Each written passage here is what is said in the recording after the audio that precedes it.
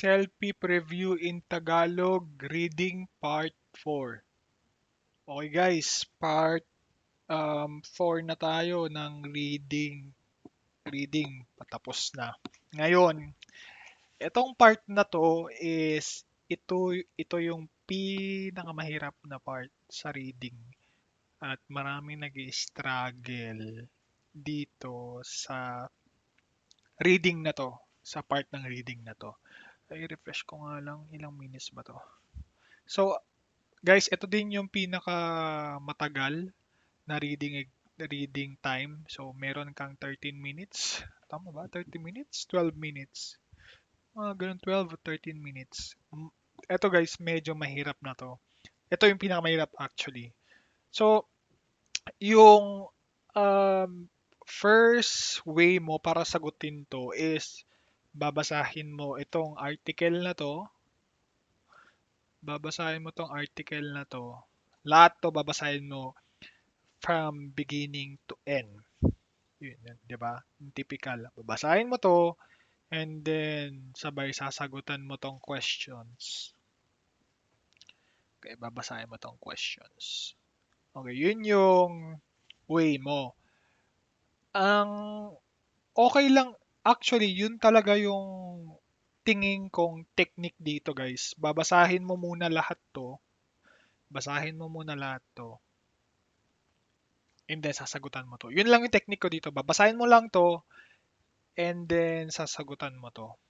Yun lang yung may advice ko dito. Pero kailangan mong mag-take down notes. So marami siguro nagtataka sa inyo, reading tapos magte-take down notes ako. Anong connect nun? Guys, ganito kasi yan explain ko sa inyo. Since ito na yung pinakamahaba kasi na passage, hindi lahat matatandaan yung content per paragraph. Mag-struggle ka kumbaga. So, kaya ako nag-take down notes dito is ang ginagawa ko is babasahin ko itong article na to, 'di ba? Babasahin ko itong article na to. It's all about exercise, yoga mat, and stuff. There are two concerns in ganyan-ganyan. Hyper at HDHD. Parang ganon. Tapos may nabanggit dito, Gordon. Okay, lalagay ko dito, ino-note ko siya na si Gordon. So, no-note kong ganyan. Susulat ko yung mga pangalan, guys. Isulat mo yung mga pangalan at yung mga acronym. Gordon, um, Gordon yan. Tapos, nung nasulat ko na si Gordon, may sinasabi siya dito sa second paragraph na sinasabi niya experience niya. Okay, wala tayong problema dyan. Wala naman na ibang nabanggit dito na tao. Tapos, parang ang next na nabanggit niya is Don Epstein. Yung tao. Okay, Don Epstein. Sulat mo yan. I-take down notes mo yan. Tapos si Dr. John Ratley. Dr. John Ratley.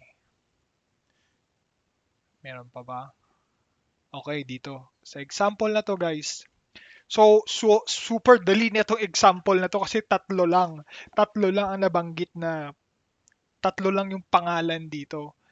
Pero pag nag-exam ka, umaabot to hanggang 5, 6. Last exam ko 5 yata. 5 or 6 yung pangalan na nabanggit dito sa dun sa passage. Okay? So, ilista mo yung pangalan nung mga nandito. Si Gordon, 'di ba? Unang paragraph si Gordon. Dito naman si Mr. Gordon, si Don Epstein, si John Ratley. So, ang ginagawa ko, tinitake down notes ko tong mga pangalan na to. Okay, so yun yung unang gagawin mo, ilista mo yung pangalan. So, ano ba yung purpose ko? Bakit ko nililista yung pangalan? Okay? Kasi guys, titignan ko kung ano yung viewpoint nung bawat entity dito. Like, let's say for example, ang main topic dito is yung physical exercise ng student sa French class. Ngayon, sabi ni Gordon, si Gordon ay yes, pabor siya. Kasi siya naman yung nagpasimuno eh, di ba? Tapos, itong principal na to, based dito sa statement na to, ang sinasabi niya, he met resistance with the school principal. Ayaw niya. So, no. Ang point of view niya is no. Ngayon, itong si Dr. John Ratley is common misconception. Dr. Ratley, physical terms. So, nag-agree siya dito sa statement na to na yes, yung physical activity is pabor siya. So, kung titignan mo yung viewpoints ng bawat entity na to, si Gordon yes, si Don M. Stein no, tapos si John Ratley yes.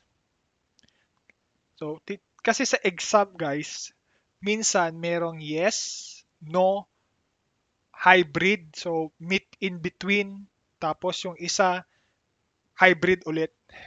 So, nakakalito. Kasi dito, tatlo lang sila, di ba? Doon sa exam, lima. Yes, no, yes, tapos hybrid, hybrid. So, ibig sabihin, compromise yung next na dalawa. So, nakakalito. So, tuturuan kita kung bakit ganito. Okay, binasa mo na, 'di ba? Nilista mo na lahat, nakita mo na yung point of view. Itong question na to is the article is all about. Masasagutan mo to kasi nabasa mo na. Ngayon punta tayo dito. Mr. Gordon's intervention. So makikita mo agad ano ba yung sinasabi niyan dito. Inspired by own. So itong Mr. Gordon na to, isa-search mo, saan si Gordon dito? So may Gordon dito, may Gordon dito. Okay, babasahin mo na kung saan yan. So, intervention niya, Mr. Intervention is part of a medical overweight. Wala siyang inspired by his own success.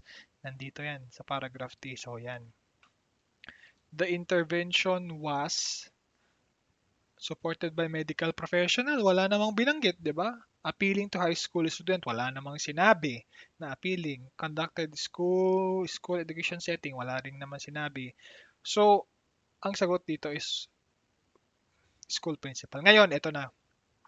Pag may tanong na ganyan, according to Dr. Ratley, so saan si Dr. Ratley?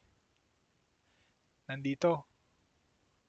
So tandaan mo ha, di ba tinake down notes natin? Si Ratley, ang stand niya is positive or yes siya dun sa ginagawa ni Gordon. So yes siya. Yes, tandaan nyo, yes. So babasahin mo tong article na to nandito. Ibig sabihin yung information nandito. So Ratley exercising increases physical agitation and diminishes attention. Increases physical agitation and diminishes attention. Negative, 'di ba? Negative 'to.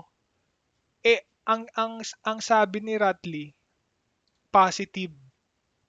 Positive ang viewpoint niya dito. Increases physical agitation and diminishes attention.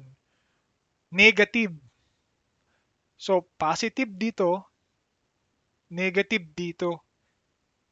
Eliminate kasi negative. Negative siya eh. Okay? Diminishes hyperactive and increases attention. Babasahin mo din. Diminishes hyperactive, ibig sabihin masyadong magulo. Diminishes, babawasan, and increases attention. Increase attention, positive. Ngayon, may idea ka na, itong select yung number 2 is pwede siyang sagot. Okay? Pangatlo, increases ADHD symptom. Ibig sabihin, negative ulit. Tanda mo, positive ang hinahanap natin. Negative ulit. So, eliminate 1, eliminate 3. Kasi parehas yung 1 and 3 is negative. Cancel. Is more important than sustaining attention. Number 4, negative. So, saan ka ngayon dyan? Saan na ang sagot? Okay, so nakita niyo yung ano, yung technique. Pag nakita mo yung stand niya is positive, positive din yung hahanapin mo dito sa sagot para hindi ka malito. Kasi ang dali, di ba? Number one, negative, out. Ito, positive, pwede. Negative, negative.